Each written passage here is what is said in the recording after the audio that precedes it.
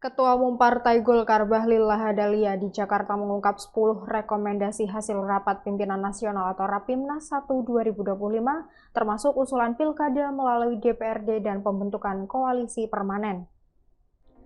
Rapimnas Golkar 2025 ini digelar di kantor DPP Partai Golkar Slipi, Jakarta Barat pada Sabtu 20 Desember 2025. Partai Golkar melalui Rapimnas 1 tahun 2025 mengusulkan agar pemilihan kepala daerah dilakukan melalui Dewan Perwakilan Rakyat Daerah atau DPRD.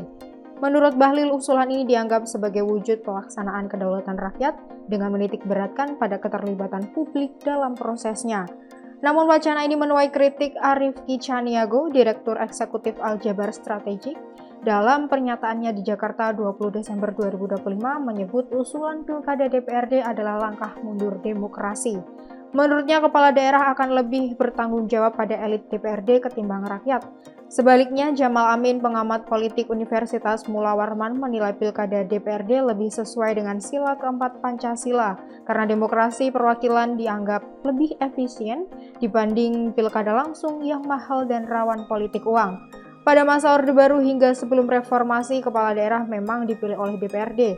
Pilkada langsung baru pertama kali digelar pada Juni 2005. Karena itu wacana mengembalikan pilkada ke DPRD mematik sensitivitas publik, dianggap mengulang pola lama yang identik dengan demokrasi terbatas. Selain pilkada DPRD, Golkar juga mendorong transformasi kerjasama politik dari sekedar koalisi elektoral menuju pembentukan koalisi permanen. Koalisi ini menurut Golkar tidak hanya dibangun untuk memenangkan pemilihan presiden, tetapi juga dilembagakan sebagai bentuk kerjasama politik yang mengikat di parlemen dan pemerintahan berbasis kesamaan platform dan agenda kebijakan. Usai pemilu 2024, pasangan Prabowo Subianto Gibran Raka Buming Raka memenangkan Pilpres sementara 580 anggota DPR RI dari 8 partai lolos ke parlemen. Pemerintahan dan parlemen kini dikuasai Koalisi Indonesia Maju atau KIM yang beranggotakan 7 partai, Golkar, Gerindra, PKB, Nasdem, PKS, Demokrat, dan PAN, sehingga menjadi mayoritas sekaligus tulang punggung pemerintahan Prabowo Gibran. Di luar KIM, hanya PDI Perjuangan yang memilih berada di oposisi sebagai penyeimbang demokrasi dan pengawas jalannya pemerintahan. Namun, sejumlah pihak menolak gagasan koalisi permanen.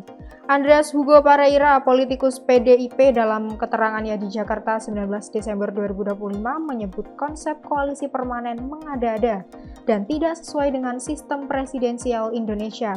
Menurutnya, koalisi permanen hanya relevan dalam sistem parlementer. Sementara itu, PAN memberi sinyal positif menyebut gagasan ini layak dikaji karena bisa memperkuat stabilitas politik. Rapimnas Golkar juga memberikan apresiasi dan dukungan penuh kepada Presiden Prabowo Subianto. Golkar menilai Prabowo berperan memperkuat posisi Indonesia di tengah dinamika geopolitik, sekaligus sebagai pemimpin dunia Islam dalam mengatasi krisis kemanusiaan di Gaza. Golkar menegaskan ketahanan energi dan hilirisasi sebagai pilar strategis dalam mentransformasi ekonomi nasional.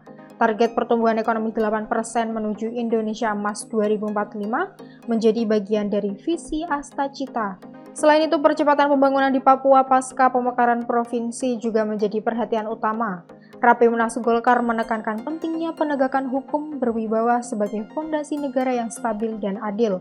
Golkar juga menyoroti penguatan peran masyarakat sipil atau civil society dan masyarakat algoritma atau algorithm society sebagai pilar demokrasi di era digital. Rapimnas Golkar 2025 membuka perdebatan besar antara konsolidasi politik dan hak rakyat memilih langsung. Publik kini menunggu arah kebijakan selanjutnya.